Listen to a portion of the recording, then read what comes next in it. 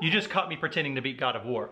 So if you, like me, have beat God of War and you are in the mood for something different, it leaves quite a bit to want. However, there's only so much of God of War. You've done all the things, you've beaten all the Valkyries, you've done everything. You found all the stuff, you had a baby for crying out loud. What are you gonna do? There's only so many things that God of War can offer, but if you're interested in trying to figure out some stuff that might happen outside of God of War, because you wanna learn a little bit, play more games, or do whatever it is you wanna do. I don't know. Oh, I know. If you're looking to fill that God of War hole, there's 3 stops to make. First stop, let's go to my sack.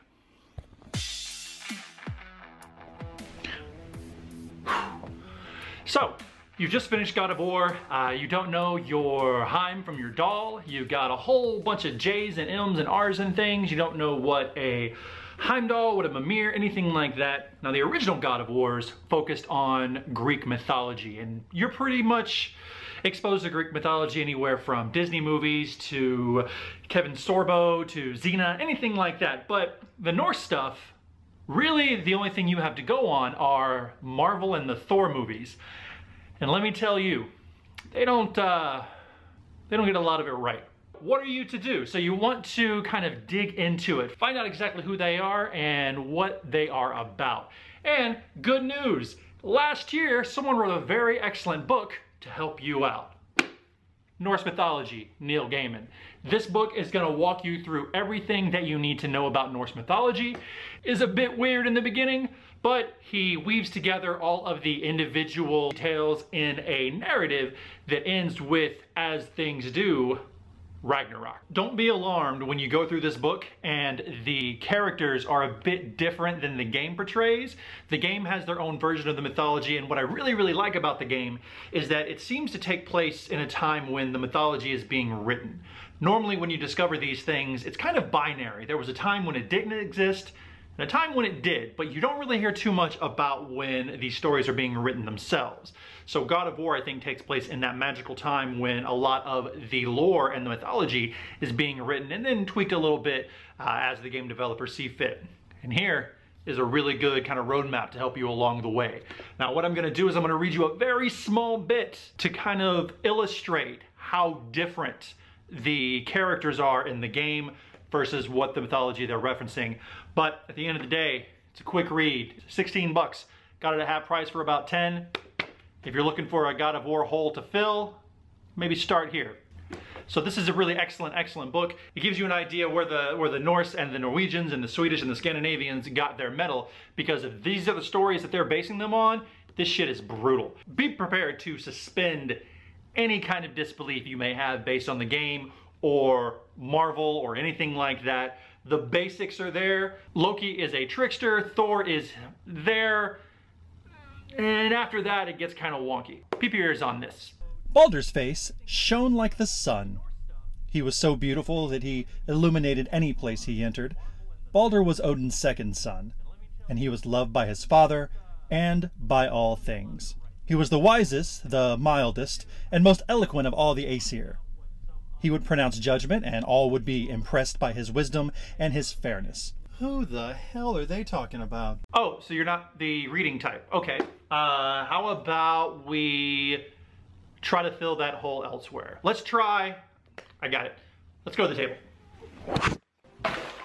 Now you want something a little more interactive. That's okay, I understand. Well, good news. Vikings and board games go together like Vikings and board games. We have things like Bottle Cap Vikings, Vikings on board, all kinds of Viking stuff. But if you got that God of War itch and you are wanting to fill it with something, might I recommend Champions of Midgard. Champions of Midgard by Grey Fox Games is an excellent little worker placement game where you are sending your little dudes out to go and prepare to fight the Draugr and the Hordes. There is a little bit of mythology mixed in here. It's mainly focuses on the Vikings, but there's a lot of fighting. And if you like God of War, you like punching things in the face with axes and things and whatnots, let's punch them in the face with some dice. I know what you're thinking. Don't be intimidated. This game is for ages 10 and up. If you played God of War, you should be 10 and up. Or have some really badass parents. All you're doing in this game is you're gonna take one of your little dudes and you're gonna put them on a space. When you put them on the space, you do the thing, the rule book has the things to do it, but at the end of the day, you're chunking all these dice to go fight some monsters. It is for 2 to 4 players, so if you have some friends, everyone's beaten God of War and you want to talk about it, make some turkey legs, brew some mead, invite them over to throw some dice and pretend to be some Vikings attacking some shit. It's pretty neat. You used to be able to find this at Barnes & Noble, but you can find it on Amazon. It's relatively cheap, cheaper than you paid for God of War, I guarantee you. Oh, you don't board game. So you want to just play more video games? Okay, I can do that. Let's go. The name of the game is Jotun. Jotun? Jotun. Jotun. What this is, this has you taking the role of a little lady Viking, and you're going around and you're gonna see some familiar faces that you saw in God of War, and they're gonna be portrayed quite a bit differently. You have Mimir, who was the head on your belt. Now he heals you. There are all the different gods, and you're gonna go through all the different realms in a quest. Well, I'll let you figure that out on your own. You can find that on the PlayStation Network. I'm sure you can find it elsewhere. It's relatively cheap. Here's the baby. It has a lot going for it. It is very, very nice. It's not too long, not too short, but you've read the book, you played the game, you found some friends, you had a baby, but you still want to clickety-clack a few things, still want to grab your controller and play some Jotun. By the time that's done, you should... Oh! Once you've done all those things, you should be in a good place to let God of War rest in peace, as it were, to let it be what it is. Great memory. You're not gonna go back and play it. Watch some other videos. You've seen all the behind the scenes stuff. Now, what you're gonna do is enjoy this refractory period. It'll give you some something to do until the next God of War comes out. You have the book, which is phenomenal. That'll kill a little bit of time. You have the board game, which you can get together with friends and kind of talk about God of War and talk about it with that game.